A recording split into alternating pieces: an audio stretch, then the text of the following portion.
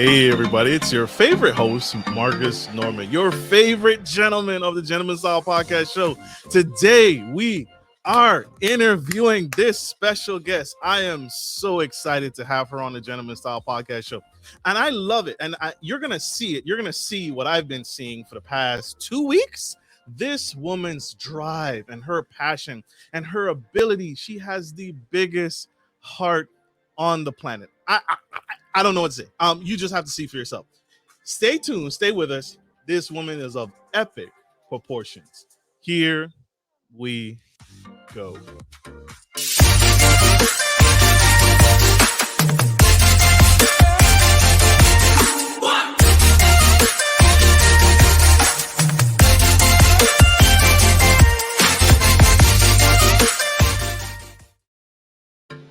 Welcome to the Gentleman Style Podcast Show. And today we have Whitney Chaffin. She's originally from East Liverpool, Ohio, and this woman moved to South Florida in 2012. But she is epic, and she has the biggest heart on the planet that I've ever seen. 2012 and 2016, in conjunction with her Delray Motors movement, she worked for more than 55 nonprofits in Palm Beach County to help them raise money and awareness for their causes.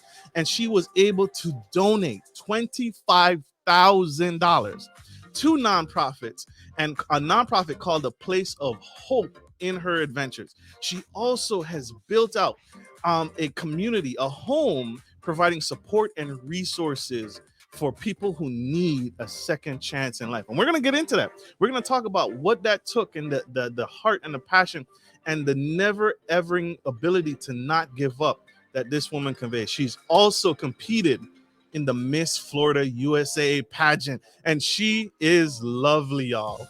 Lovely. So I don't want to hold this lady back. She is a powerhouse speaker.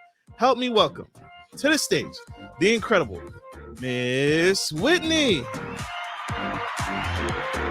Yay! Welcome, Thank Queen. you so much. Thank you so much. I'm really happy to be here.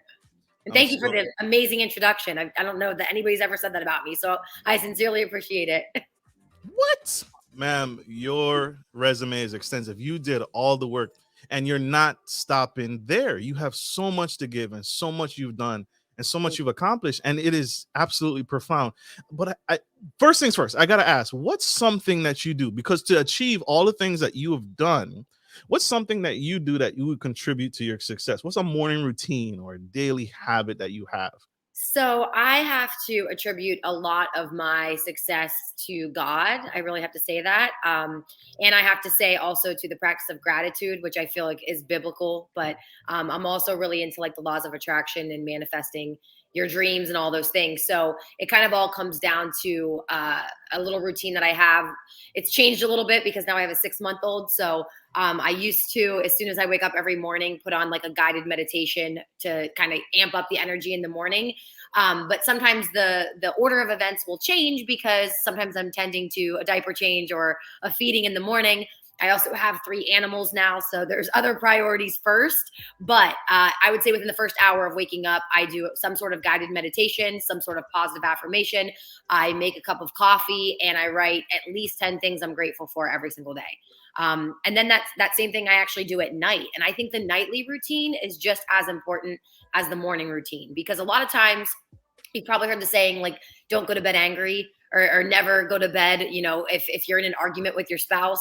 I truly believe in that. And I can't go to sleep if I have some garbage on my mind in some way. So one thing that's really, really helped me is sleep hypnosis videos. And I started doing this probably like, oh my gosh, what, it says 2022? Holy cow, 10 years ago, I think I started with the sleep hypnosis stuff, because I would go to sleep with a lot of anxiety, and then I would either wake up multiple times throughout the night, or the next morning I would wake up and still feel that anxious feeling from the night before.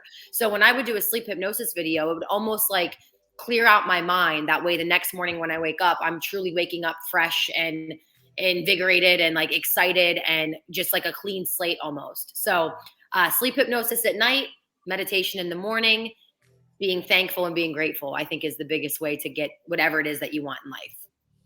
I love that. And you start your day off on a positive note, despite, and you make sure you clear that space, you clear the air is what I'm getting, right? Yes, you have to. I mean, at least I have to. I'm definitely an empath, and I feel people's emotions on a big scale. So taking a lot of that on requires some self love in the meantime too. Wow. Wow. I don't know how I missed that. I forgot to mention she's a mom, y'all. She's an incredible Thank you. everything everything else she's doing. Everything else she's doing. She's also a mom as well. But It is a lot. I will say it is a lot. and you are incredible and you can handle it. God doesn't give us anything that we can't handle. I believe So that. Amen. you teach this, you coach to this, and you coach the people who seek you out. You've been phenomenal. You've traveled across the world. What you talked about this earlier, the law of attraction.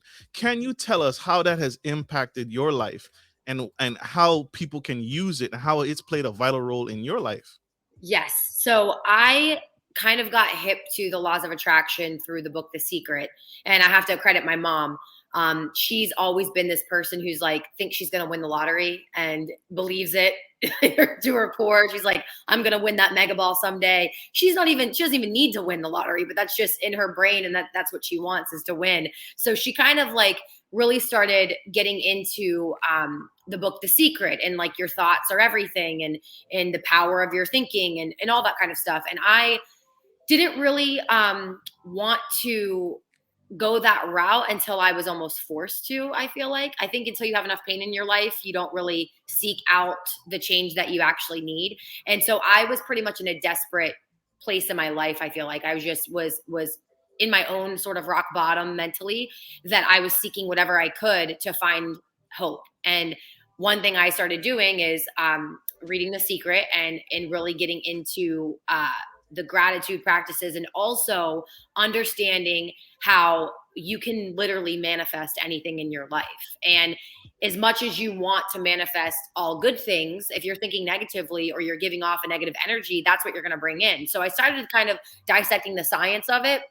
I started listening to Abraham Hicks, which goes a lot against religion, but if you're into kind of both, and you understand the laws of the universe, which is what I'm into, I really believe you get what you give, and that's energetically, and I think that's also like physically, what you give to the world, it comes back to you. So I started getting into really understanding the power of like a vibration within your own body, kind of thing. And I started getting into like the chakras, and like rocks and crystals, and foo stuff, but it worked for me, and I was in a weird place in my life that that's what I needed, and that's what I wanted to do. So I listened to a video that said, figuring out what you want is very difficult, but it's not that difficult if you figure out what you don't want. So I made a list of everything that I did not want in my life, and then the exact opposite of that is what I wrote on a separate page, is what I do want. So like, for example, I don't want to be cheated on in a relationship. That's one that was a theme in my life for many years. So the opposite of that is you want loyalty and commitment with a significant other. So I wrote that down. That's something that I wanted. And I did this, wrote all the things I wanted down, and they manifested in a matter of like 6 months. So then I was like, okay, this is real. And then I just kept doing it, and I still just keep doing it. And my life just keeps getting better and better. I love that. And I needed to hear that, because it's so true. What you give is what you get. You reminded me of a famous speaker, and I told y'all this is celebrity status right here. You reminded me of a famous speaker that said, you can never go broke by giving. No one has ever gone broke by giving too much. Yep. And Yep. so you speak to the heart of that, and you teach to this. So thank you for reminding me. You're welcome. And I've had several scenarios in my life where people have done me wrong, and I've just given more. And sometimes that is a detriment, but it's like, I don't do it. I mean, maybe it's selfish reasons. I don't always do it for them. I do it for myself, because I believe like forgiveness is a big piece to any sort of recovery that you're trying to go through, whether it's addiction or just like personal development recovery. You have to forgive, you have to move forward. So part of my forgiveness is in giving more to people that maybe I shouldn't. And that's honestly, it's been the best theme I think I've had in my life, because even though there is those negative circumstances at times, what's ahead is far better than anything left behind. You're so right. You're so and that's made headlines recently. Famous people, children my goodness, children have been killing themselves and committing suicide. And you got into pageantry. You got into the limelight early, right? You Yeah. competed for Miss Florida USAA pageant. You're a contestant, and you're still as beautiful and Oh, amazing as you thank were you. then as you are today. So you are aging in reverse. You are Thank you. amazing, amazing. Thank But s- tell us, why did you compete? What was the thoughts behind you competing for Miss Florida USA It pageant? was interesting. So I was born in an area of, I shouldn't even say the area. I was born into a family of entrepreneurs. So when you're surrounded by that at a young age, you kind of look at everything as almost a business opportunity. Not like, you know, to just like use somebody for business, but anything that I could see that I could create into a business in some way to provide opportunity for other people, I always kind of wanted to do that. So Miss Florida, I was nominated to compete because of all the work I was doing with nonprofits and with just giving and kind of like being a spokesperson for people who needed a second chance. And there's a group I work with called Place of Hope, and there's another league. It's called the Junior League of Women of Boca Raton, Florida. And one of the people within those organizations, I still to this day don't even know who, one of the individuals within those organizations nominated me. And so basically they reached out to me and said, Whitney, you need to compete in this pageant. And again, I don't even know who the person was. I think it was a automated type email address. So I don't know who the message came from, but they said, you're doing all of these things in the community and you just don't have a platform to share that story. So we think you should compete in the Miss Florida USA pageant. And I said, okay, cool. So I'll compete. What do I need to do? And then I realized that you actually have to qualify to be able to compete in the pageant. So I Googled, you know, what pageant was coming up in my area. And I live in Delray Beach, Florida, which is about an hour north of Miami. And this was in October of 2000, I want to say 14 or 15.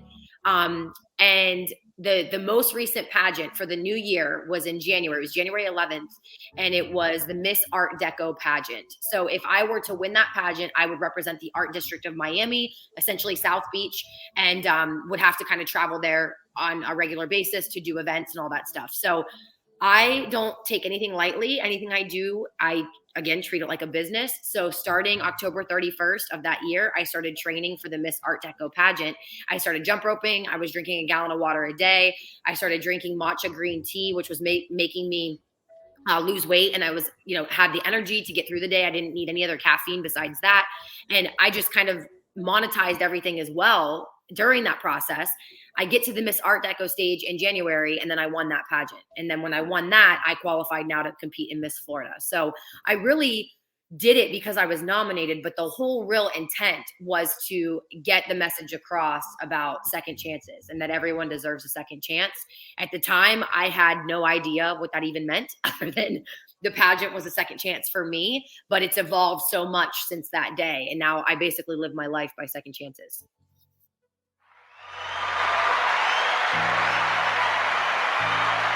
Huge, Thank you. huge. So you live your life by second chances. What does that mean for you? What does that look for you?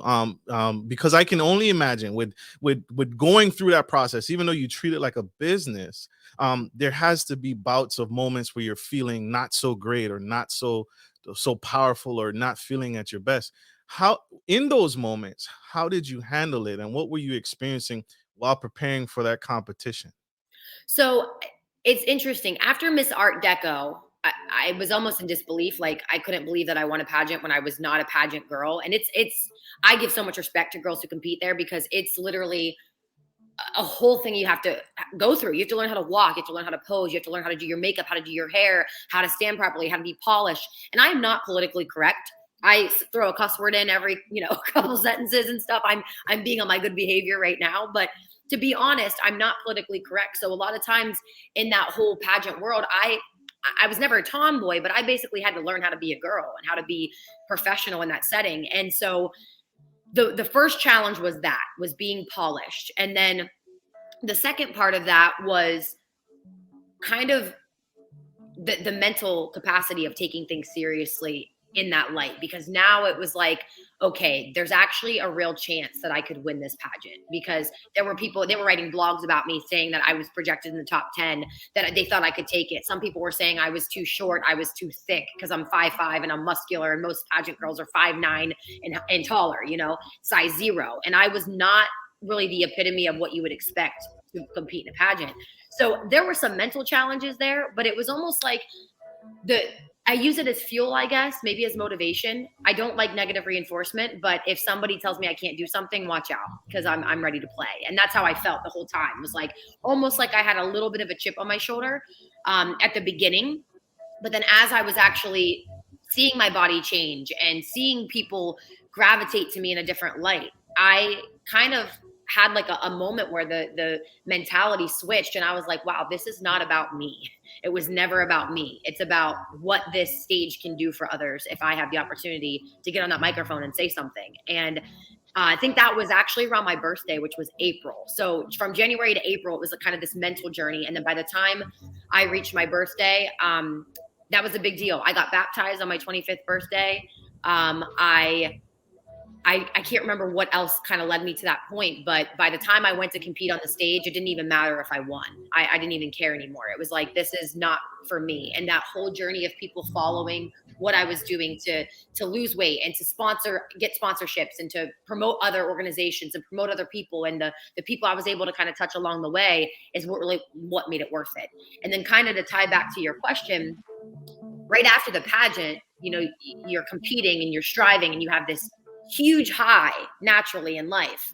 And then as soon as the pageant was over, it was like this huge dip of like my serotonin or dopamine levels, whatever is the one that has levels. I don't know. But I had this like decrease in positive momentum where it was almost like a year span of what now? What's next? Yeah. What's next? What's the next milestone? That's huge. And that's epic because it really speaks to what you go through, the highs and lows. You've achieved this. And like you said, people, it's funny. We're the same way, right? People say you can't do something. I say, oh, really? Why not? And it's like, well, like you said, I'm not built that way. I don't look like your average model.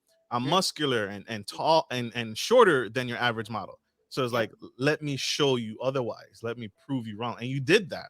Thank you. Something I learned in your story about you is that also drove home the point of why you believe in second chances, because you founded your program, your home, called Whitney's Place. What led to the build out of Whitney's Place, and what does Whitney Place do? So Whitney's Place, I'll first answer that. Whitney's Place is basically a housing provider for men and women needing a second chance, specifically coming out of prison and drug and alcohol addiction. Although I work with several organizations. If you're someone of domestic violence, a victim of domestic violence, a victim of human trafficking, a former veteran, and you're homeless, like there's so many groups I'm connected with, but the two that I am particularly aligned with is drug and alcohol recovery and reentry, returning citizens from prison. And it's interesting how things unfold, because that was never my intent, was to open a house for men and women in recovery. I just always felt inclined to help people in recovery. And that started at a very young age, before I ever even knew, what recovery actually was. I have a lot of friends and family members who suffer from drug and alcohol addiction. I've had a lot of friends and family members who've been incarcerated, some who still are incarcerated, some who are recently incarcerated. And, everyone makes mistakes. And I've made some in my own life, we all do, but I've made some big mistakes where I've had regret for a long time. And I was just praying and hoping for some new opportunity to kind of right my wrong. And that was actually Miss Florida, was my recovery from what happened in my life in LA, which was my second chances. I was a nanny in LA, and I had these 3 kids I was taking care of. And because of my own mental stuff that was happening, I basically quit my job taking care of these kids with no notice. I mean, I tried to give a notice, but things that were unfolding in my life didn't allow for it. So I beat myself up for a long time because these kids needed a nanny. But on top of that, I basically blew an opportunity for me to work in the TV world, because I had the greatest connection I could have had to be an entertainment news reporter, which is what my dream was for a long time. And so I needed a second chance to like become the person I've always wanted to be. And I just wanted that for so long. And it took me like 5 years to finally find an opportunity. And my second chance was not that important, I feel like, compared to people who truly need a second chance because they've committed a crime or they've hurt their family through addiction or something like that. So my love for that particular population happened at a very young age. And then as I kind of grew as a person, I learned that so many people suffer from mental problems in some way, whether it's anxiety or it's depression or whatever. And it breaks my heart to think that people have to escape the natural high of life with an artificial high of a substance. And I have always been very naturally high on life, but I've also been depressed. I've gone through a depression, and I was able to get out of that without any sort of prescription medication or anything. And so that's kind of what I became the advocate of, is finding happiness without any artificial substance to get you there. I do drink a cup of coffee every morning, but that's my addiction, I would say. But with that, I just kind of found light in life, and I wanted to help people see that. And that's kind of what I guess led me to Whitney's Place. The Whitney's Place specifically that's still being created happened in 2016, because in 2016, I walked into a post office and I met a guy who was getting ready to open up a recovery home, but he didn't know anything about real estate. He knew everything about addiction and treatment and recovery, but knew nothing about properties. And I did. So the two of us kind of connected there. We built a recovery home and we housed 12 men in drug and alcohol recovery. And that was in August of 2016. And then since then, I've just expanded kind of into my own thing, which is Whitney's Place.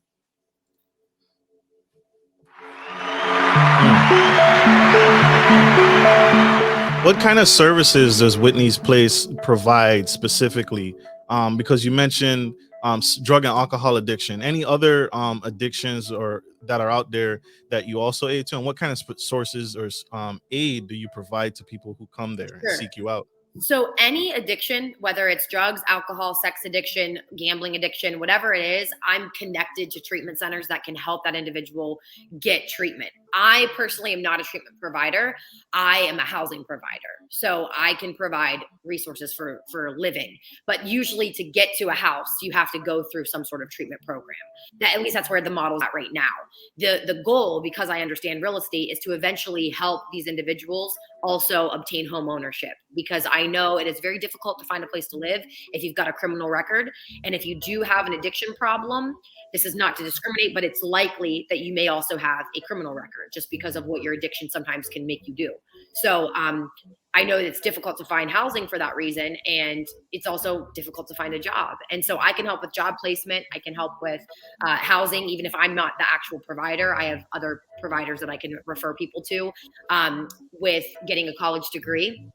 If you're somebody who wasn't able to obtain a degree, I actually work for a company. I'm their brand ambassador, Elite Legacy Education. And we have a legacy degree program where people can actually get a degree for less than $10,000. And it can be in any arena that you want for your career. But I can help with that. I can help with, if you need like food stamps or you need funding sources, I have connections for that as well. So just depends on the individual and what they're actually going through, because a lot of the funding and the resources are based on the individual and what they actually need, where they've come from, where they've been, and anything that they may qualify for. Miss Whitney, y'all, I am in awe of this powerhouse woman. And again, y'all, I had the skinny, I had the 411 on this lady, and I'm still taken back by her incredible heart. Wow. We have to pay some bills, y'all. We'll be right back. Don't go anywhere. We'll be right back. If you're looking for a reliable professional trucking and logistics service, you've come to the right place. Musa Trucking is a veteran-owned and operated premier transportation provider that can help with all of your trucking and logistics needs. Musa is revolutionizing the trucking industry through strategic partnerships, the development of core personnel, and the use of cutting-edge technology. Our inventory system ensures that cargo ends up divided into the right trucks and reaching the correct destination. Our drivers are dedicated to transporting goods efficiently and safely. Contact us today to get started by visiting the website on the screen or by calling 757-756-5246.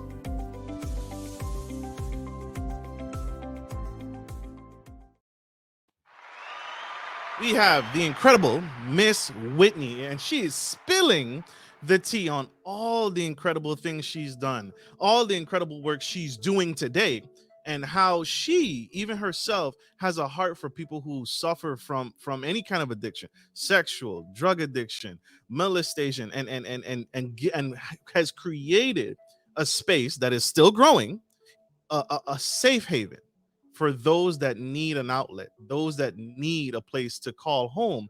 Call Whitney's Place. And she's not stopping for anything. This train has left the station. And if you missed that, if you missed it, if you are just tuning in, go back, scroll back, and check her out. She is absolutely phenomenal. And she's here on the Gentleman Style Podcast Show, giving back today. Miss Whitney. Yes. I gotta ask a question. This has been bugging me ever since. But what's the goal for you? Because you mentioned this isn't the end for you. What advice? Because I'm unfamiliar. I've had bouts. I think we've all come accustomed to meeting people in our lives through various points in our lives who suffer from some kind of addiction, and we don't know what to do at that moment to help that person. What advice would you give to that young man, that young woman out in the audience who may be on the fence and has an addiction, but they don't know how to say it? And me, who doesn't know how to help them, what advice would you give to that young boy or that young girl? It's tough to say sometimes because I feel like it's a lot of recovery is a personal journey. And until you get to that pain point or that rock bottom, it's really, really hard to help someone if they don't want the help themselves. However, I think one of the big themes in my life is why. Why do you want to be sober? Or why are you using? I think so much of our society looks at the symptoms and they don't look at the underlying cause of what's happening. And I read somewhere when I was getting my life coach recovery certification that the opposite of addiction is not sobriety, it's connection. It's feeling connected to other people, and it's having the feeling of being heard and knowing that people out there feel sometimes what you feel. And I think this is probably aligns with, the Gentleman Podcast, is a lot of men just, systematically, a lot of times they feel like what they feel is not normal in terms of emotions or,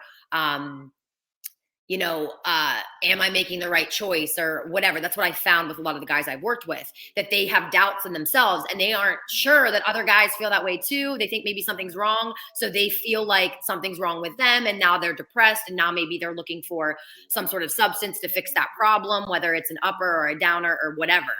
And with that, what I want to say, if someone's listening right now who's going through that, is you're not alone. And we all feel those, men or women, doesn't matter.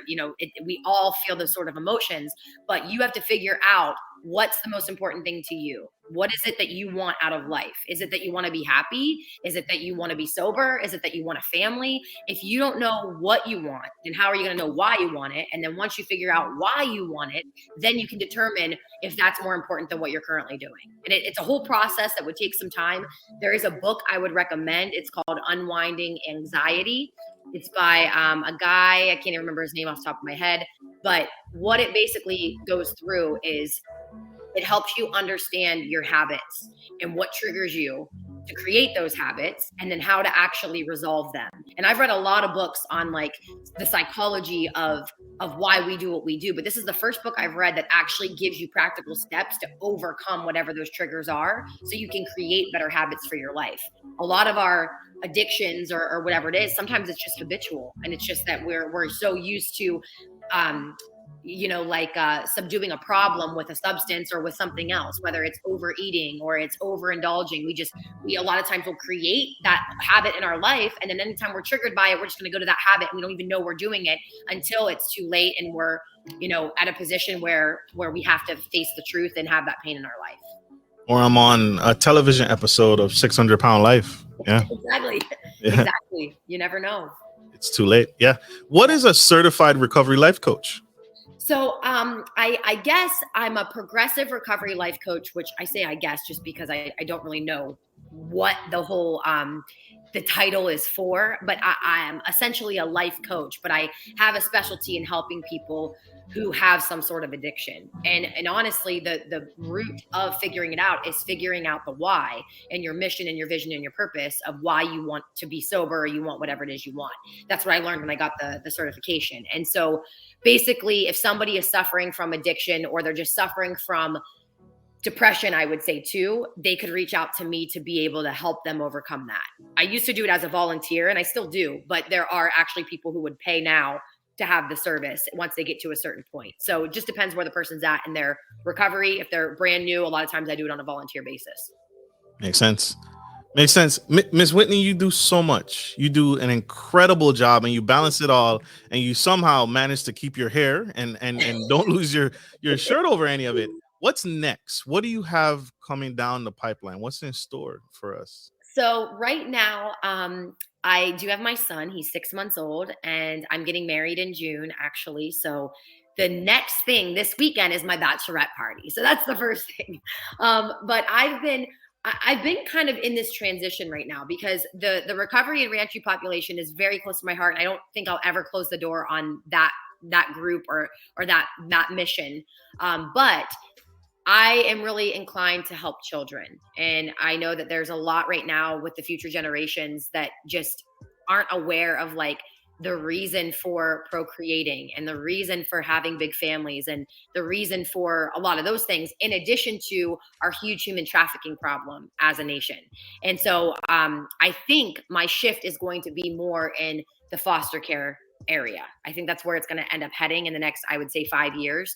My fiance is a general contractor and builds new construction homes on the water here in Florida. And I'm also a licensed real estate agent. So together we are attempting to build kind of our empire of duplicating Place of Hope. And Place of Hope is a nonprofit that houses children aging out of foster care, neglected and abused children. And they have an entire campus of properties that they do this for. They provide the housing for these kids, and they have house moms and dads that help them and mentor them. And so I think in the next 5 years, that's probably where my business will shift, is into that realm. But right now, in this moment, my main focus is being a mom. And I want 5 kids. I want to be that stay at home, obviously making money and working in my own way. But I very badly want to be present in my kids' life and want to be the one that raises them. So that's the most important thing, is being a wife and a mom. And then secondly would be helping other people.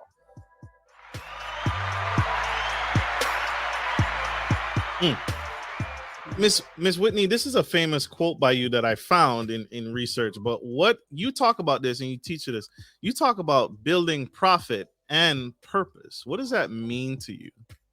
So it means a lot, because I basically, I don't want to give you too much of a life story. I know we're probably on a time frame here, but when I was a kid, my dad was a real estate investor. He still is, but he read a book called Rich Dad Poor Dad by a man named Robert Kiyosaki. And if you've never heard the book, you need to go buy it. But that book changed my dad's life, and then in turn changed mine. And so when I was about 11 years old, my dad went to a real estate workshop and he purchased this big education package to learn how to expand his real estate investments. And he, at that point, ended up going from 12 properties to 60 in a matter of 6 months. And he did it using none of his own money. Yeah. So at that point, I think by the time he was all done with it, I was like 12 or 13 years old. He was then asked to come on and be a trainer for this company called Elite Legacy Education. And so back in 2002 or 3, it was, he came on, he was a trainer, he was a mentor, and he's teaching people all over the world how to invest in real estate. Well, you would think that I would kind of follow that path naturally, but I didn't. It took me until I was 25 years old to realize, oh, hey, I want to do real estate too. So at 25 years old, my dad is still today, even in 2022, still involved with Legacy. He's still a trainer and mentor. But at 25 years old, when I won the pageant or finished the pageantry and kind of got into this little funk of my own, I wanted to change. And I didn't want to work a 9 to 5 anymore. I was kind of sick and tired of that mundane 40-hour work week, that I told my dad I wanted to change. And he said, well, if you want to do real estate, I'm not teaching you how to do it. You got to go take these classes and figure it out that way, because what good would it be if I just give you the money and give you the properties? What are you actually going to learn? And what would you do if something happened to me? You know, you got to learn how to do this on your own. So I went through the process there and kind of started learning about the different strategies in real estate. And I learned that you could actually help people and make money. And that's kind of what Whitney's place is. You know, we have the ability there to provide housing, which brings in a significant amount of cash flow. But while you're doing it, you're helping people who would otherwise be homeless. So you kind of have this mix of passion and purpose and profit and purpose. And some people kind of get a negative connotation at the beginning because they're like, you're using these individuals to make money. And it's like, no, we're not. We're building beautiful homes that are furnished, that have house rules, that put these people in a safe place that would otherwise be homeless or going back to prison. So, you know, we're doing a good deed. And a lot of the money that we would make on the property goes right back into it. We pay a mortgage, we pay utilities, we make sure the house is furnished. And then, yeah, we have to legally get a profit from it. And in order for things to operate, you have to, but it's not the mission. The mission is providing the housing. And then when you help enough people get what they want, you're ultimately going to get what you want, which in this case would be a profit, you know, making a little bit of money in the meantime. So, it means a lot to me. It's my whole life. And I've actually spent the last 4 years traveling the country, teaching people how to do this in their own market.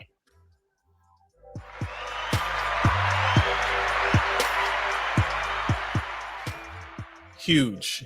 Heart of pure gold, y'all. Oh, Miss Whitney, absolutely. Miss Whitney, how can we connect with you? How can we learn more? How can we stay connected and grow with you as you go and as you achieve greater and greater heights, as you build out Whitney's Place or Whitney's Place Part 2 or Whitney's Place Ventures, right? Yes. So the best way right now is Instagram. I'm on there at least daily. Now that I'm a mom, I try to really be present, but my Instagram is at Whit Chaffin. So it's WHITCHAFF as in Frank, IN. I have a private profile, but I accept everybody who follows me. I just keep it private for the protection of my baby, my little 6-month-old, because I post a lot of baby pictures and animal pictures. But Instagram's my direct contact. From there, I'm even open to giving my phone number, but I like to have the Instagram connection first. And then when it comes to like getting educated, and if you're wanting to learn how to invest in real estate in the way that I do, where you can actually help people who need a second chance, make some money and provide that, we do have a website called legacyeducation.com. That one would allow for you to take courses and things like that. But you can always connect with me and I can connect you with that. Love it. Love it. Love it. Woo! So hit her up, y'all. Connect. She's spilling the tea. She's giving you the sauce. You can't ask for any more than that. You're not going to get that anywhere else, right? And this is why I created the show. Miss Whitney, you are phenomenal. You are huge. And I love the fact that you give back in this way. And you're right. You should make money. You deserve to make money. And that is never a bad thing because you are helping others, right? And so we need you. I want to say this to you publicly. Never give up. Don't quit. We need you. So continue to do the great work that you're on. Continue to build with you and your husband. And congratulations on the engagement. Thank you. Have fun on your bachelorette party. Not too much fun. No, not too much fun. I'm looking forward to sleeping in. So that's really all I care about is maybe a massage and sleep. I mean, everyone's like, oh, party. I'm like, I'm good. I just want to sleep. Absolutely. Miss Whitney, thank you so much. And thank you for giving back this way. I appreciate you. I want to say this to my audience. I want to say this to you guys. You guys connect. I'm gonna put her website back up on the screen. Connect, because we need her. We need to uplift this woman. She's doing phenomenal things and she's doing powerful things and she needs to be uplifted. Thank you. Absolutely. Like I always end every show, y'all. You know this. Your favorite gentleman is Marcus Norman of Gentleman Style Podcast Show and the incredible, amazing Miss Whitney Chaffin. Stay connected. Like I end every show, take care of your friends, take care of your family, and always take care of business. This is Marcus Norman signing off and Miss Whitney Chaffin. Love you guys. Thank you. Bye.